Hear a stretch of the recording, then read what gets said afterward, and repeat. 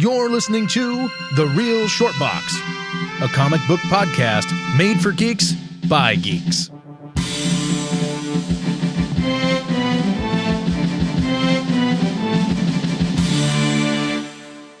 Hello, brothers and sisters of podcast land. Welcome to The Real Short Box. I am here with the debonair of modern day masculinity, Darren. Hello. I am also here with the original DC for life, Donald. That's correct. And I have a special guest today. Yes, you do. We have a gentleman, the entrepreneur. He is the Duke of Newhall, California, Julio.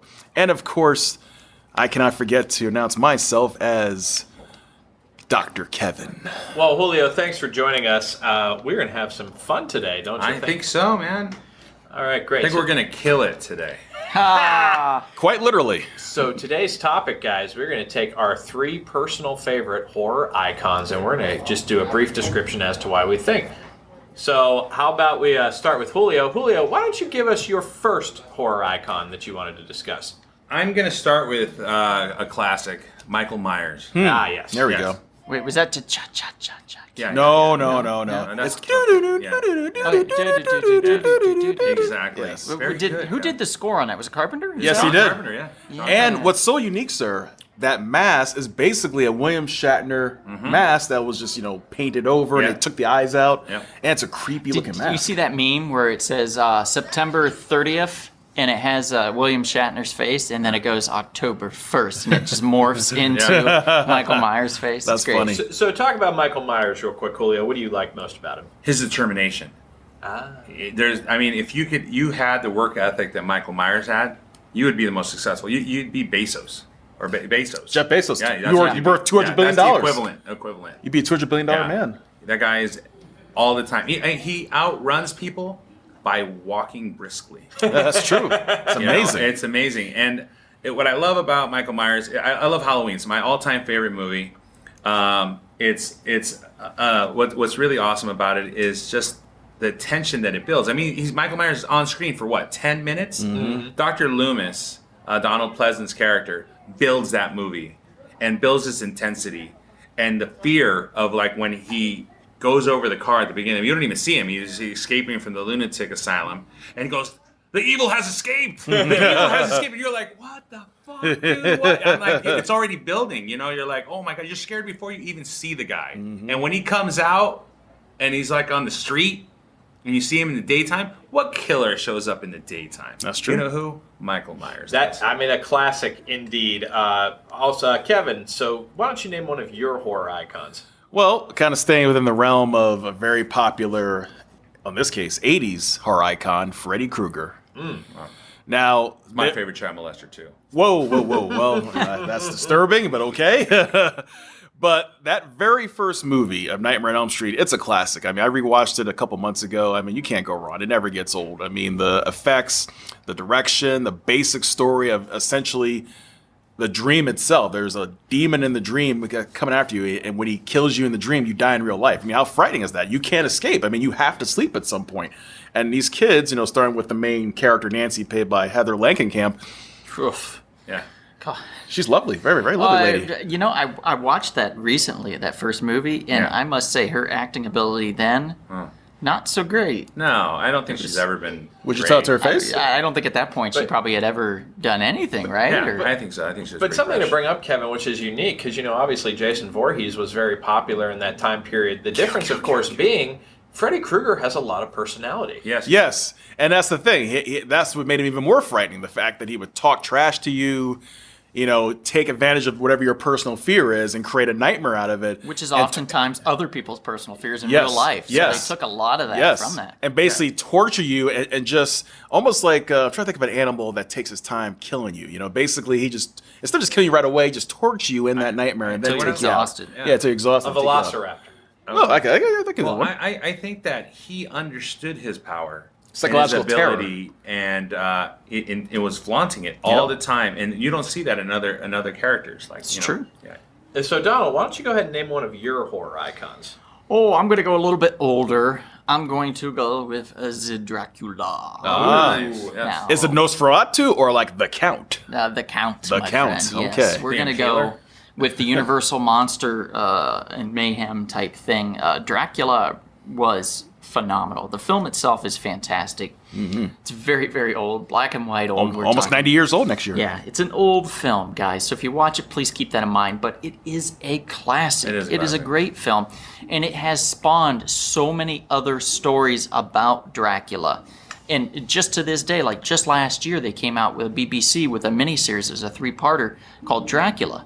And it was phenomenal. I It's haven't on, checked it it's out. on Netflix. If you haven't seen it, it retells it in a very fresh, very enjoyable way. I can't recommend it enough. You definitely have to check that out. It's on Netflix from the It's on my BBC. queue. Yeah, It is are on my y'all queue. good? It Yeah, should man, be. Amazon Fire Stick. You can get access to it. You right got to away. watch it this month, man. That's the time to do it. Okay. All right, so just full disclosure, I'm not the biggest fan of the slasher horror film, so I picked different types of characters that I wanted to do. First one I'm going to talk about is a little too real to life for anyone who can relate. Alex Forrest from Fatal Attraction. Now, Glenn Close is frightening in this movie. Phenomenal. There's about 3 moments I want to quickly bring up. First of all, of course, the classic, you don't return my calls, you don't treat me with respect. Dan, I will not be ignored. I mean, that kind of stuff is frightening. And realistic. It's very underplayed. Of course, the other great moment when she's just thinking about what to do, and you clearly see she's losing her mind when she's sitting down in a chair, just turning the light on and off to the opera in the background. And of course, probably the most iconic image from the movie, the boiled rabbit. Yeah. Yeah, I mean, frankly, I've had, in my life, I've had an obsessive pseudo-stalker. So it's a little too real to life. You can sit and laugh about it now, but trust me, that is a frightening character. Boiled rabbits too. Rabbits are very bony when you try to eat them anyway. So Why are I you wouldn't eating boil rabbits? anything. why would you Why are you boil eating anything rabbits? like that? That was a Or- kid's rabbit. boil A eggs? pet rabbit. well, That's eggs- terrible. Well, if you gotta Terrible. eat, you gotta eat. You know. You know what I mean? what's really scary about Fatal Attraction is that Glenn Close is a seductress in that. I mean, I would have picked somebody else. I mean, it's Michael Douglas, right? Yes. Michael Yeah, Douglas. yeah. He was Yeah. a good-looking guy at that point. I think he could have done better. Yeah. Michael Douglas. Well, that's the thing though with these psychopaths. When you're sorry to interrupt, but when you're entranced by one, they can really make you feel good, like you're the most special person in the world. Is that what was going on there? I thought it was more than that. I thought it was like a real sexual attraction that they Well, had there's each also other. that's part of it. He treated her basically like a fling, and she obviously, wanted more than that. So, Julio, who's your second horror icon you wanted to discuss? Tom Atkins. Tom Atkins, the actor. He's played a multitude of characters. Yes. Was he in Yeah. Season of the Witch? Yes, he was. Why Which don't is- you thrill me with this? Yeah. Oh, okay. Well, I don't know if many people know who he is, but he's a great actor, and he was, I guess, commercially, he was known for Lethal Weapon. He played Hunt Saka. Yes. he's all, I got another daughter, Raj. You guys can't protect her. It was just so good. And then he gets shot through the neck while he's trying to have some eggnog. It's Right. such an iconic scene. And he actually, I've met him a couple times, and at monster shows and stuff. And he has that picture. You get an 11 by 10 with the shot through his neck, holding the eggnog, and he signs it. It's just so good. It's crazy. And yeah, Nice. it's just Night of the Creeps, just Yeah, fantastic. Night of the Creeps was amazing. Yeah, and he just- was also was he in the original My Bloody Valentine or the remake? Yeah. Yep. Yeah. Or He both. He the was in yeah. both, wasn't he? The Canadian version. I like that. I didn't see the Yeah. last one. I'm not into Yeah, they the put him in the remakes. remake, I think. don't know the I'm pretty sure because they were filming it in a certain area. I think it was Pennsylvania.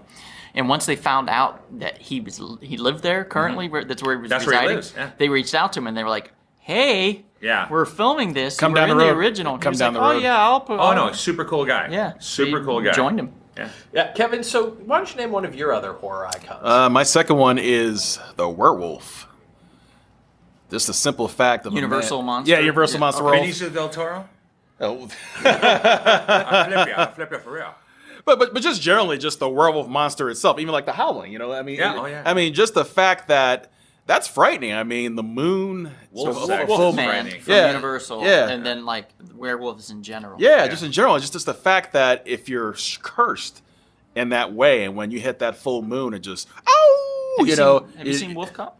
No, I haven't. Yeah, Wolf Cop. Yeah. Man, I just bought it. You can check it out. Awesome. We have a screening. I'll go see that. Yeah. All right. I mean, can you imagine? You know, you have a friend or whatever, a lover, whatever the case may be, and all of a sudden they start transforming into like a freaking During monster sex? wolf. Like in I've had it happen. Howling? Well, I don't know about that, but just just simply you're hanging out with someone, all of a sudden they're shaking and the nails are growing long, the hair's popping out, the Werewolf in jaw. London, dude. I mean, yeah. Werewolf in London. I mean, that's The just scary. transformation That's scene. frightening. Amazing. I prefer the Paris version, but you know. Oh, really? Oh. Yeah, Wow. tomatoes. And also too, I think a little underrated is the Lycans in Underworld. Oh yes. Yeah. Oh So yeah. that's a very because it really kind of humanized them a lot more because I've seen this werewolf act a lot, but it really humanized them in that movie. Or more Julio, so. I know you're a big fan of the Twilight series. You know Jacob Yes. and his Very sexy Yes, wolves. there And you his go. abs. Actually, I prefer Dog Soldiers. Have you guys seen Dog Soldiers? I have not, but No, I've but heard it's excellent werewolf. fantastic. But we will be talking about Neil Marshall in a future podcast. Oh, cool. I love Neil Marshall movies. Yeah.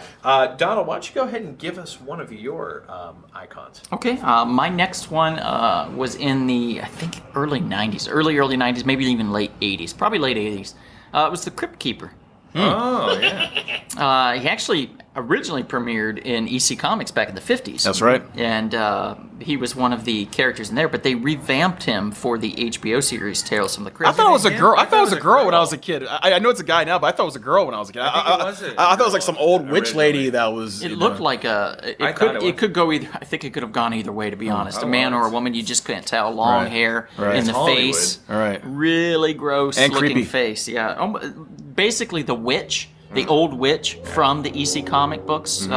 That mascot looked more like the Crypt Keeper now than the Crypt Keeper actually looked like then. So it's interesting how they did that. So I think they took some aspects of both of those characters. Do you think we can Google the sex of the Crypt Keeper? I'm sure you could. I'm sure we could. Yeah, you're probably going to get Crypt Keeper sex, and in which case you're Yeah, not going to want right. to see some of that stuff that pops up. All right. So for my my second one here, I'm going to go with a classic 1957 car, Christine. Nice. Now that's Great scary. movie. Christine, I'll tell you, it is a very underrated movie. I go back and watch it again, and it still holds up surprisingly really well. It's basically, the acting is low-key really good. Yes. So, of course, one of my favorite lines by Arnie in the movie is, whoa, you better watch what you say about my car. She's real sensitive. Yeah. The obsession this man has over his car, it's not just about the car. It's about how this car makes him feel. Right. He's a complete guy that gets run over all the time, and this car has given him a brand new confidence.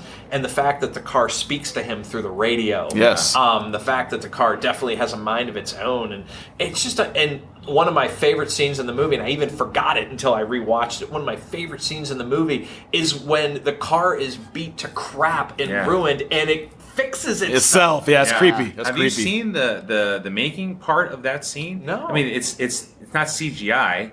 They had little balloons on there that would pop the metal out. John Carpenter is a genius. Yeah, and He's completely underrated. Yeah. Oh, yeah. And Carpenter, of course. I mean, Especially his early work. it Yes. doesn't surprise me that you have a great movie about a horror film from John Carpenter. And on top of that, and Stephen King. I was about to say that Stephen King, those early Which is '80s. probably I gotta say probably the best adaptation of Stephen King. Really? Is Christine? Yeah. Oh wow, more so than a Dead Zone. It's pretty. I like Dead Zone. It's pretty outstanding. I mean, but obviously, like I'm more kind of on that. Not so much The Shining, so it wasn't quite as accurate to Stephen King.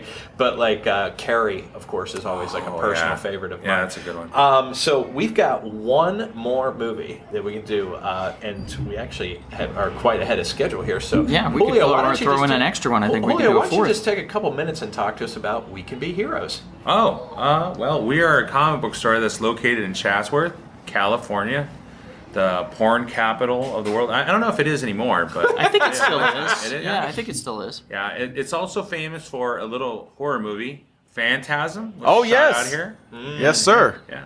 So, which is definitely a great movie. But we're what is it? Almost a little over 3,000 square feet. Wow. Space. Of yeah. space, yeah. We just added a game room, which is going to open real soon. We're going to do Magic and Pokemon and Dungeons and Dragons. And what's really cool about that is that we're not just going to say we do that. We're going to actually go out of our way to teach people how to play these games. That's awesome. Yeah, we're going to definitely take time to do that because I think if we get them hooked early, It's just like drugs, man. Just get them on there early. You have them for life. But the real question everyone wants to know in Magic is, Julio, will you be moderating the game in a robe, pointed hat, and staff? No, I've hired a professional nerd to do that. I will be on my comic book geek side over there, which is actually it's amazing the two types of people. That it's almost like a gang mentality. They don't actually get along. That's true. The gaming people and the comic book. That's true. The gaming people can actually venture into the into the comic book world here and there, but it's usually after hours when the comic book guys have left. It's like a real life horror film. Yeah, it's exactly. Right. And how many scary. comic books do you have in your inventory within the store itself? I don't know, but I have a friend that always constantly would say to me, "You don't have enough books." And the other day he said, "I will never ever say that again." we constantly buy Collections. Collections all the time, and we offer more money than everybody else does. You don't say. Yeah, we do. So you're saying that if Donald was to sell his 27,000 book collection, you would offer him a very reasonable price of at Yeah. least $127,000? If it's worth it, yeah, sure, Okay. definitely. Well, Julio, we're just going to stick with you then. Why don't you name your third horror icon? It was really hard to pick the third one that I wanted to talk about. I was really telling Donald earlier that I was thinking about Jack Frost, the killer snowman. That's kind of funny Yeah. and frightening at the same time. Yes, it is. It's very funny. But I know how to kill him, though. I know how to kill him. But I also like the killer from the movie Pieces. Oh, yes. Yeah, tell me about Pieces, because I don't know anything about It's that. an it's- independent horror film for the early Yes, 80s. it's an Italian movie Oh, that was yeah. shot here in America, and even the Italian actors changed their real names to, quote unquote American names. And it's shot, I believe it's in Boston University campus, and it's supposed to be in full session, but there is no one in this campus at all. And there's like 4 people walking around. Yeah. And it's a chainsaw killer on campus. And what happens is it takes place like maybe 15 years after a murder. A little kid is playing with a puzzle. And it starts off with him just playing on it, and the mom walks into the room and notices the kid playing with the puzzle, and you notice at that moment that it's a nudie puzzle. And she starts talking shit to the kid. "Oh my God, you're a little pervert, just like your dad." Yeah. Yeah, and this and that, and all of a sudden she starts picking it up, and she goes, "Go to your room and wash your mouth," whatever. And she threatens him. And to your room. then Then all of a somebody hits the mom while she's cleaning up the puzzle with an axe. Right. And kills her. Yep. And the kid hides in the closet, and everybody goes, "Someone killed this lady." And we all know that it was the kid. And the kid gets away with it Yep. because Yep. he's hiding in the closet and acting like a victim. Yep. And then years later, it just shows up on like a killer shows up on a campus, and you're in the middle of that movie, which sounds kind of weird, the connection there. Right. But it all comes It'll make sense. together. It'll make sense. Yeah. And Yeah. the ending is fantastic. Okay. And it's so it's not really scary. It's just just- it's gruesome. Yeah, it's cheesy And and it's gruesome. funny and it's a great time, and this is one of the reasons I always wanted to be involved in this genre, because that's where I would make a movie if I had to make one. Yeah, absolutely. That's a very interesting. It's very outside the box. Yes. Which is And funny. Which is what I think our audience really appreciates. So, Yeah. Kevin, why don't you give us our third? My third is a very recent horror icon, and that's Jigsaw. Like that. I knew it was going to be on the Yeah. list. I How knew many it. times I does he told want to Maria it's play going to a be game, Jigsaw. Kevin? Yes. Now, Bored all the time. it's more or less about the first movie more than anything, because some of the sequels, unfortunately, get really out of control. But the first movie, just the concept of waking up in an old, dirty, gritty bathroom and not knowing what the heck's going on, and then there's a tape recorder, and it's If I had a nickel for every time that happened, Kevin. Yeah. I know, Exactly. and just being told, we're gonna play a game, and What's that behind my eye? Is that a key to open Yeah. this lock? Yeah. that's part two. That's part two. The first one's very basic, but just the fact that someone's messing you like this, you don't know who it is. Yeah.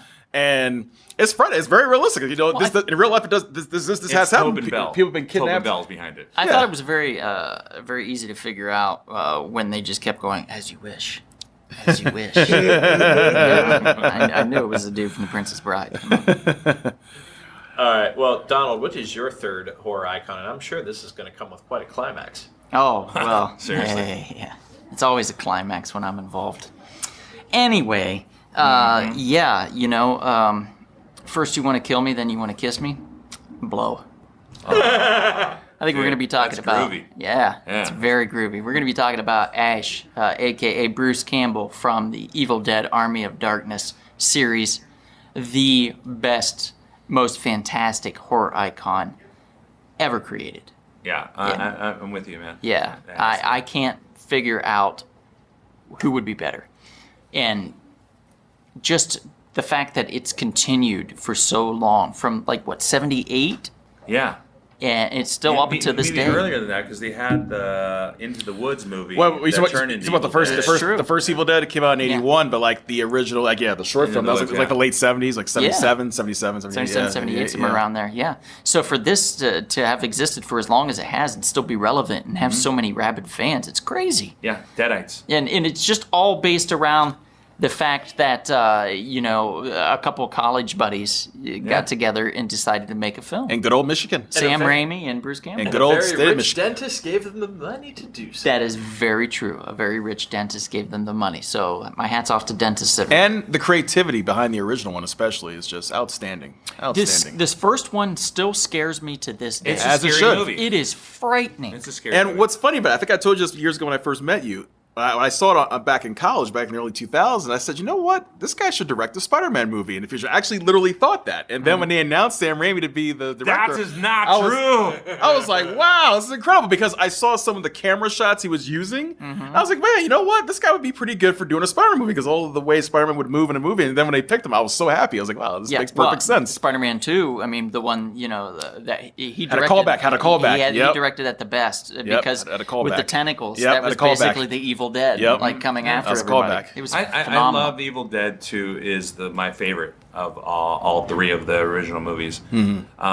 He took number one, and what I think is fixed it and turned it into a hero movie. He created a hero out of this situation. I think it's just so genius. It's so genius. Yeah, that's when we started to really see Ash Williams was in Evil Dead 2. Yeah. With his personality started to come out. Yes. I think they reined him in pretty good in the first one, and then the second one they Yeah. were like, okay, Cut Bruce, loose. you just be Cut you. loose. Yeah, And cut he was like, loose. groovy, baby. Him versus some his sugar. hand is one of the greatest things ever put on film. Yeah. It's just fantastic. I mean, Kevin does it every night, but this one's more horrific. It's a different type What? of battle. Yeah. It's a What are you different talking battle with about? her hand. Right, yeah. This is Yeah. accusations. So we're going to accusations. go from perversions to an analyst of perverts. I'm going to use, for my third choice, Dr. Hannibal Lecter. So how good is Dr. Hannibal Lecter? You almost forget about Buffalo Bill. Yes. Okay, so obviously Hannibal Lecter is kind of the standard for basically all villains that you see in films for the most part now. Like they always say, this is your gold standard. Obviously, just little things like when he convinces his cellmate to eat his own tongue. Yeah. Little Just by things talking to him all night. just by talking to him all night. Yeah, things of that nature. Obviously, he really is about, he wants to help Clarice, but she's got to play his game first. Right. And Jodie Foster, by the way, is also excellent in this movie. Phenomenal. The director, Jonathan Demme. I mean, he just... Yeah, it's God rest weird, his soul. like, Yeah. Great you movie. kind of Buffalo created Bill. like this... It's weird. Like, you kind of really created this perfect collection of a movie to put it all together. Like, the cast was just correct. Everything about it. And Hannibal Lecter, just every little thing he does. And once again, on the screen for 20 minutes. Yes. Oscar worthy too, But right? yeah, I really think Dr. Hannibal Lecter is just the gold standard of all these horror movie icons. Well, that movie is just part of the explanation for Ed Gein. Yes. Yeah, I mean it's Texas Chainsaw Massacre, Psycho, and Silence of the Lambs to explain one serial killer. Yep. Now, which is insane. Now, some people actually have a preference, believe it or not. Brian Cox was the original Hannibal Lecter from Manhunter, and then of course you have Who also is a phenomenal actor. absolutely. And he was great in that movie. Yes, great he in was. that. Ted Levine, let's not forget about him in Silence of the Lambs. Oh, He was played a phenomenal Buffalo Bill. Like in the fact that I did not know his voice in Monk, because he plays the good guy detective Yes. in Monk. Great. For his voice to me, I was like, I can't place this, but he just sounds so familiar. And then I watched Silence of the Lambs again, and I was like, son of a bitch. Fuck me. I'd fuck me hard. With that, do you know Federica Bimmel? Oh wait, is she a great big fat person? Yeah. I mean, he's so downright creepy. She was a big girl. And I hate to be that person to put a whole state on blast, but there are areas of West Virginia that are about that scary. That movie also has American Girl by Tom Petty in it. Yes. Which makes it scary. Yeah. There's such a classic moment in that song, and she's just like, rocking out, which we've done to that song a million times. But after Silence of the Lambs, you always remember what is going to happen to her. By the way, are you like about a 12? Excuse me? Exactly. Like, what? And next year's 30th anniversary of that movie. So now that we have just a little extra time here, I'm here gonna we go. throw some like a big curveball to y'all here. us. Julio, what we've talked about greatness. Julio, what is the stupidest horror movie you think you've ever seen? Oh, I've seen a lot. But I did see, what is the name of that movie? It's that turkey killer movie. Turkey killer. Thanksgiving. Yeah. Gobble, bitch. It's a turkey killing people. That and probably Zombeaver. Oh, Zombeavers. That's actually really good. Yeah. But it's stupid. But it's stupid as shit. But yeah, it's a lot of fun. I recommend that one.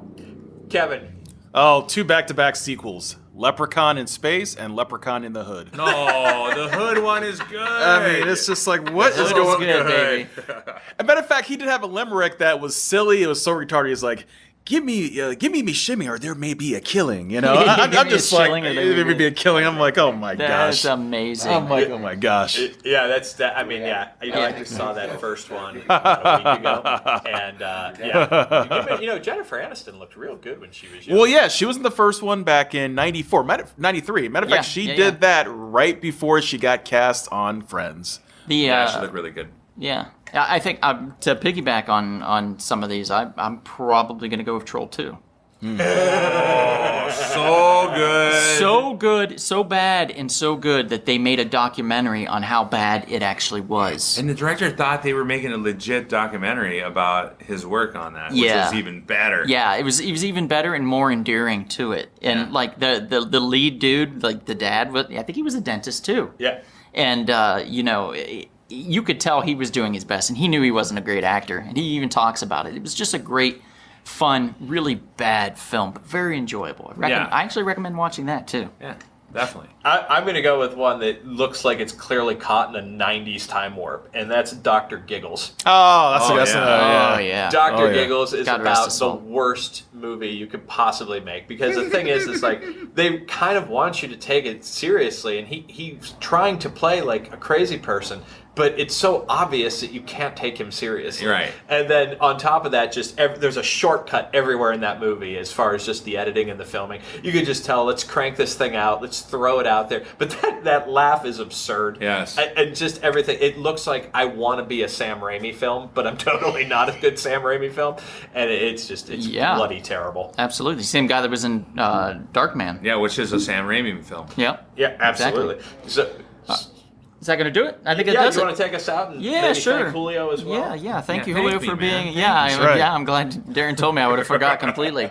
But thank you so much for being here, Julio. We really appreciate it. All right, thank you for having me. I love hanging out with you guys all the time. Yep, and Kevin and Darren and I'm Even Donald. Kevin. And we're going to leave you guys here. Please check us out on Spotify, Stitcher, Spreaker, Apple Podcast, on iCloud, on iHeartRadio, and a host of others, just a ton. We're also on YouTube. You can find us on Instagram and Facebook, and you can find We Can Be Heroes. What's the address, Julio?